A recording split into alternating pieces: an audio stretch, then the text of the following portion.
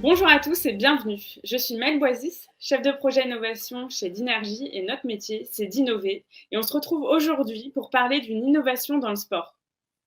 Bonjour à tous, Nathalie Mermet, journaliste scientifique et médicale, principalement chez Clinique Médico-Sport et donc CMS TV. Avec nous aujourd'hui, le docteur Stéphane Dufour, qui a développé une approche nouvelle basée sur les efforts excentriques, c'est-à-dire en résistance, et qui pourrait se transformer en innovation de rupture si elle remporte vos suffrages. Docteur Dufour, l'effort musculaire excentrique, qu'est-ce que c'est exactement? Alors cette terminologie un peu compliquée d'excentrique, en réalité c'est une action musculaire qui est assez simple. Ça consiste à freiner. Donc ce type de travail musculaire est généré à chaque fois qu'on cherche à contrôler un mouvement qui nous est imposé de l'extérieur, soit par la gravité, soit par une charge externe ou encore par une machine. On retrouve donc du travail musculaire excentrique lorsqu'on court en descente, mais aussi lors de la phase de flexion sur un mouvement de squat, ou même lorsqu'on s'assoit simplement sur une chaise ou qu'on descend des escaliers.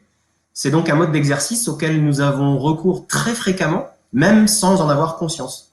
Vous pouvez nous faire un petit rappel sur les trois types de contractions musculaires? Oui, alors lorsqu'on parle de contractions musculaires, on fait habituellement référence aux contractions concentriques qui conduisent les muscles à se raccourcir et à créer du mouvement.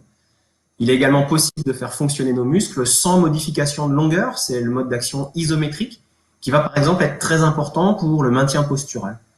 Et enfin, on retrouve les actions musculaires excentriques, qui nous intéressent ici tout particulièrement, au cours desquelles on observe un allongement du muscle malgré son activation.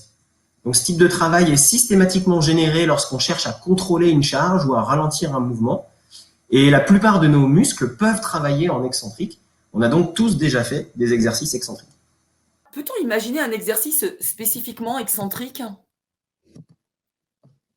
Alors, des exercices globaux qui seraient purement excentriques n'existent pas, mais en revanche, il est possible de s'en approcher, notamment grâce au pédalage excentrique.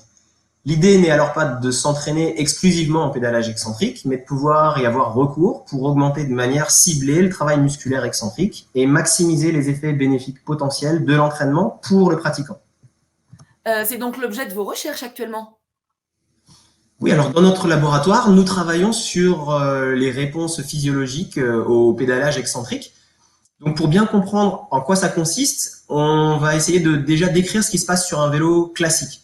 Sur un vélo normal, c'est la force que le pratiquant applique sur les pédales qui va mettre les manivelles en mouvement. Sur un vélo excentrique, c'est un petit peu différent. Les pédales sont mises en mouvement par un dispositif externe et la mission du pratiquant consiste à s'opposer au mouvement des pédales en dosant la force de freinage qu'il va générer pour atteindre un niveau de force ou de puissance cible. Et alors, très concrètement, pour l'utilisateur, quel intérêt? Alors aujourd'hui, le pédalage excentrique est considéré comme une méthode d'avenir, d'où notre slogan Less pain, more gain.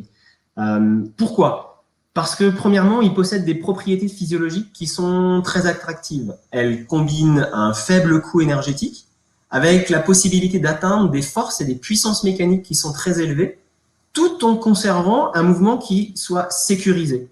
On va pouvoir ainsi contrôler des amplitudes articulaires et des vitesses de réalisation du mouvement.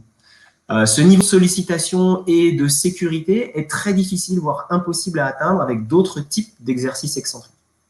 Ensuite, les perspectives d'application sont également très larges et incluent l'optimisation de la performance pour les sportifs, la prévention et la rééducation post-blessure, mais aussi la réduction du handicap physique qui est souvent présent chez les patients atteints de pathologies chroniques.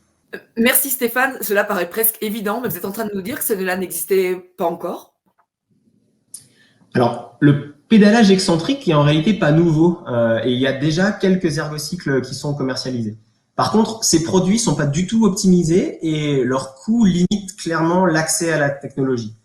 Donc, l'ergocycle excentrique de demain possédera des caractéristiques techniques qui seront plus évoluées et qui feront appel à des algorithmes qui assureront un guidage intelligent et adaptatif du pratiquant qui sera à l'écoute de sa progression et qui permettra d'optimiser les bénéfices fonctionnels qui seront obtenus.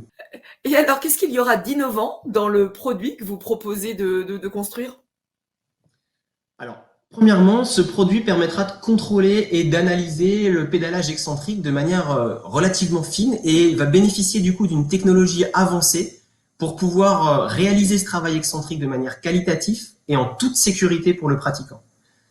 Ensuite, la présence des algorithmes qui vont être développés permettra d'assurer un suivi individuel et intelligent du pratiquant à partir de ses propres réponses, que ce soit sur des paramètres objectifs ou encore sur des paramètres plutôt subjectifs.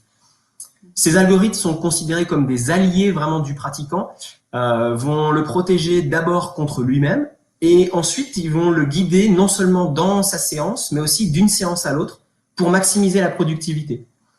Donc les objectifs poursuivis par ces algorithmes sont en premier lieu de sécuriser l'exercice, ensuite de guider et adapter la progression des séances, dans le but de maximiser la qualité des séances qui seront réalisées et d'obtenir les meilleurs bénéfices. Merci Stéphane. Alors moi, vous m'avez vraiment convaincu. Mais alors maintenant, on va demander à nos invités ce qu'ils en pensent. Nous avons le plaisir de recueillir les impressions de Viktor Koretsky, donc qui est un sportif de haut niveau au palmarès chargé, notamment numéro 1 mondial de VTT cross-country. Je vous laisse, Viktor, juste nous dire quand même 2 mots sur votre cursus, votre palmarès, et puis après nous parler un petit peu de votre expérience. Donc voilà, Viktor Koretsky, numéro 1 mondial de VTT cross-country. Cette année, j'ai remporté 2 manches de Coupe du Monde de VTT cross-country et j'ai terminé 5e des Jeux Olympiques de Tokyo. Alors justement, si on vous a sollicité pour participer à ce plateau, c'est qu'on avait besoin d'un retour d'expérience d'un pro qui a testé ce dispositif. C'est notamment votre cas avec Stéphane Dufour. Racontez-nous cette expérience et surtout ce que vous apporte ce type d'entraînement en complément de ce que vous faites déjà. J'ai eu l'occasion donc de faire un programme d'entraînement suivi avec Stéphane Dufour sur l'entraînement excentrique il y a maintenant un peu plus d'1 an et demi. J'ai vraiment découvert cet exercice que j'avais jamais mis en place dans mon entraînement. Les progressions sont vraiment très très rapides et très c'est des progressions qui peuvent doubler en termes de puissance, donc c'est vraiment énorme et le but, c'est vraiment d'être très, très bien accompagné sur un outil excentrique comme ça, parce que c'est des efforts auxquels on n'est pas habitué en VTT et même en tant que sportif, c'est des efforts qu'on a l'habitude de faire, mais pas avec autant de cycles d'affilée et pas avec autant de puissance. Donc, il faut vraiment mettre ces choses-là en place correctement et notamment avec des algorithmes adaptés. Donc Victor, on est bien d'accord pour dire que vous vous entraînez comme dans des conditions assez particulières liées aux sportifs de haut niveau que vous êtes, et tout le monde n'a pas accès au laboratoire. Pensez-vous que le dispositif proposé par Stéphane Dufour trouverait un intérêt pour le grand public en termes d'entraînement? Donc oui, forcément, j'ai eu la chance d'utiliser un appareil très exclusif. Et c'est vrai que de décliner une version un peu plus grand public, forcément, ce serait un avantage pour tout le monde. Et je pense notamment aussi aux cabinets de kiné qui peuvent utiliser ce genre d'appareil. Et c'est vrai que ça faciliterait les choses et ça faciliterait les entraînements et les rééducations. Donc forcément que ça amènerait beaucoup d'activités à utiliser ce vélo excentrique et ce produit. Donc, pour le moment, on a très peu de retours là-dessus parce que c'est un outil très, très récent et très jeune. Mais je pense que si on arrive à mettre des choses en place, notamment grâce à l'appareil de Stéphane, on utilisera de plus en plus ce genre d'appareil et ce sera de plus en plus ouvert au grand public. De votre expérience, est-ce qu'il y aurait quelques points d'amélioration à apporter? Donc moi, quand j'ai utilisé et quand j'ai fait un entraînement ciblé excentrique, j'avais déjà un appareil d'une marque, d'une autre marque, donc c'était déjà très bien. J'avais un écran devant moi avec avec toutes les informations nécessaires pour gérer mon effort et gérer la puissance de résistance. Alors, pour moi, ça, c'était vraiment quelque chose de... de toute façon, c'est quelque chose d'hyper important quand on utilise un vélo excentrique d'avoir les données en temps réel, parce que c'est comme ça qu'on s'adapte et c'est comme ça qu'on progresse aussi.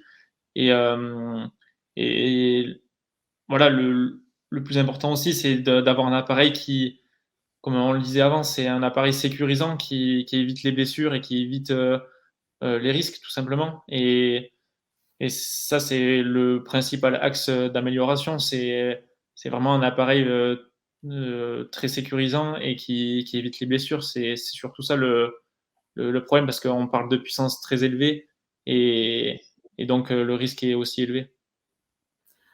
Merci beaucoup, Victor, pour votre contribution très constructive et continuez de nous éblouir avec ce palmarès. Toutes nos félicitations. Et vous avez tendu la perche au masseur kinésithérapeute qui est avec nous. Donc, je vais demander à Cédric Daniel de prendre le micro pour nous dire quel intérêt représente ce type de dispositif pour son activité de MK.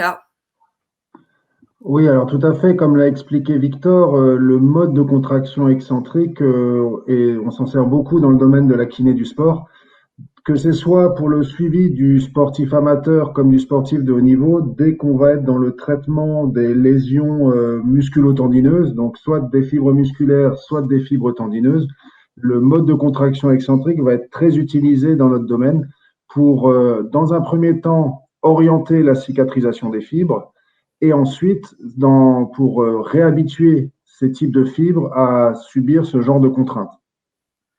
D'accord. Donc, selon vous, un ergocycle excentrique faciliterait la prise en charge de certains patients qui nécessitent un réentraînement à l'effort? Alors, pour moi, c'est vraiment très net pour plusieurs raisons. Déjà, on voit bien la position sur un vélo. On serait dans une situation de confort et une situation contrôlée.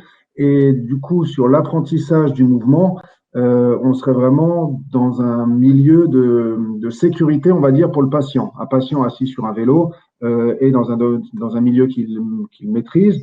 Et on serait sur une situation d'une contrainte guidée. Le pédalage serait guidé.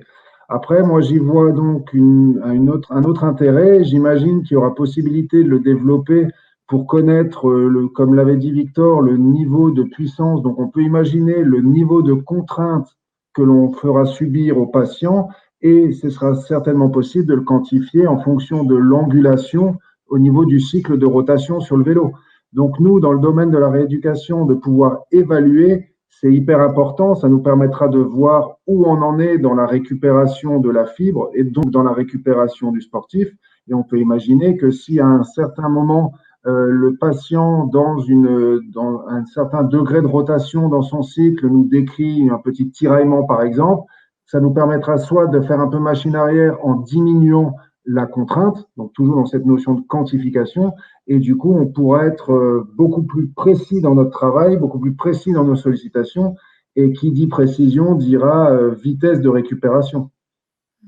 Donc, si on vous a bien suivi, ça veut dire qu'un équipement comme cet ergocycle excentrique aurait toute sa place dans un cabinet de kinésithérapie. Pour moi, c'est très net. On est aussi dans les cabinets de kiné sur une notion de réentraînement, de réadaptation à l'effort. Pour moi, il n'y a pas photo. Un outil, ce type d'outil aura tout à fait sa place vraiment dans ce qui est important pour moi, c'est la notion à la fois de mouvement guidé et la notion de quantification qu'on pourra avoir avec ça. Quantification de la contrainte. Et donc, on sera beaucoup plus précis dans notre travail. D'accord. Et est-ce que ça veut dire qu'on peut concevoir une utilisation en prévention des blessures et également en rééducation post-blessure, c'est-à-dire le avant-après? Tout à fait, puisque l'intérêt pour ne pas se blesser, c'est d'habituer les fibres à subir les différents types de contraintes qu'elles pourront subir durant l'effort sportif. Comme l'avait expliqué Victor, quand on fait un effort sportif, les 3 types de contractions que nous avait décrit Stéphane, que sont la contraction concentrique, la contraction isométrique ou la contraction excentrique. Ces trois modes de contraction vont se succéder dans différents ordres lors du geste sportif. Donc, si on est dans une notion de prévention, il faut qu'on habitue les fibres à subir ces contraintes. Donc, on peut l'envisager en prévention, on peut l'envisager en entraînement et on peut l'envisager en réhabilitation et en rééducation. Merci beaucoup, Cédric, pour aussi cette contribution fort constructive. Mourad Boukari, donc vous êtes préparateur physique, personal trainer, également consultant en remise en forme. Est-ce que cet appareil fait sens dans votre pratique et est-ce qu'il y a des besoins exprimés qui iraient dans ce sens? Alors oui, pour moi, il y a sens naturellement à avoir ce type d'appareil, puisque là, je vais mettre en évidence deux aspects. Le premier, c'est celui du travail sur l'optimisation de la performance avec les athlètes, dans un premier temps. Donc, l'intérêt, il est neuromusculaire déjà pour commencer, et l'orientation sur le développement de la force, en l'occurrence, la force excentrique, mais qui aura un effet également sur la force concentrique. Pour moi, ça a un intérêt naturellement, et en sachant naturellement que aussi on aura un impact sur l'optimisation cardio-ventilatoire selon les protocoles qu'on va mettre en place. Est-ce que cet appareil permettrait de rendre accessible le travail excentrique musculaire dans les salles de remise en forme, par exemple, si j'ai bien compris? Alors oui, à partir du moment où, effectivement, comme Stéphane Dufour le précisait, où l'algorithme en fait est bien en place et qu'on trouve vraiment le système de contrôle, il prend tout son sens parce que aujourd'hui dans les structures de remise en forme, on a beaucoup de gens qui viennent et qui sont complètement déconditionnés déjà pour commencer.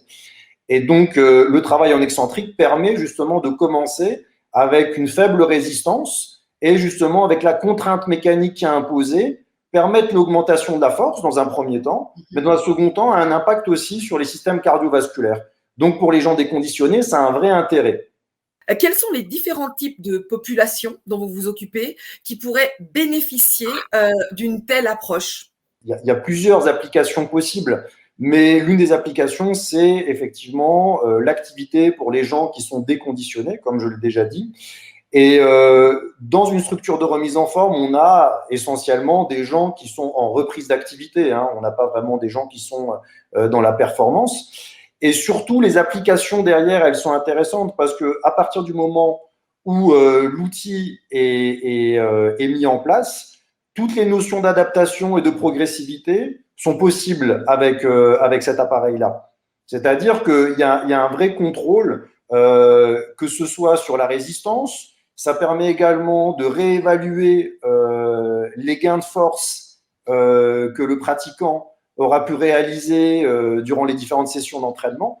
Donc, ça veut dire que pour nous, c'est intéressant, oui. Très bien, Mourad. Donc ça, on a bien compris.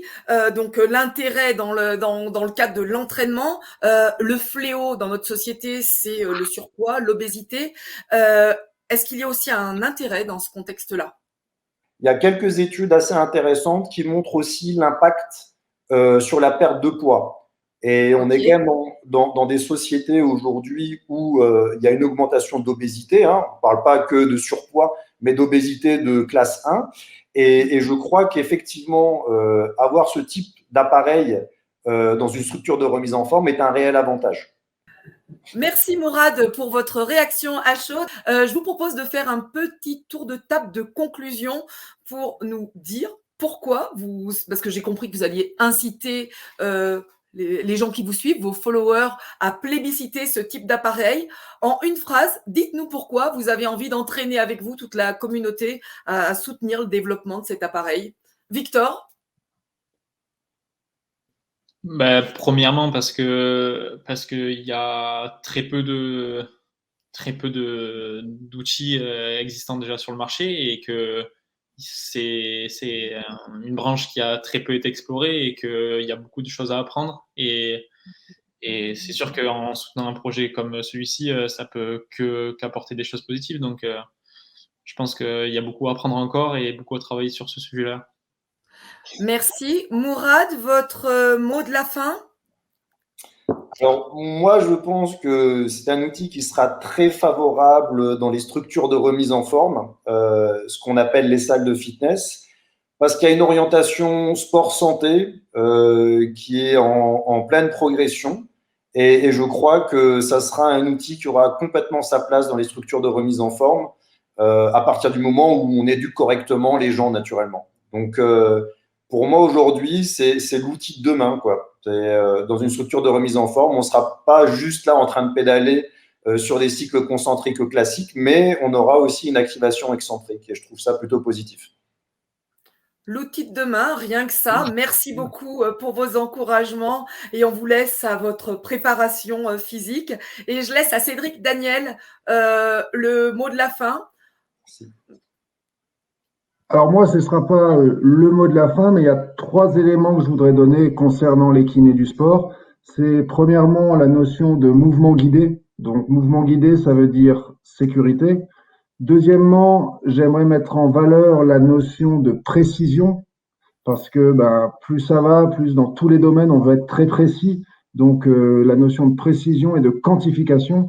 Et du coup, dans notre domaine, ça nous permettra de proposer des traitements plus précis à nos patients. Et qui dit plus précis, plus pertinent, dit plus rapide. Donc un retour sur le terrain bien accéléré, à mon avis, avec un outil de ce genre.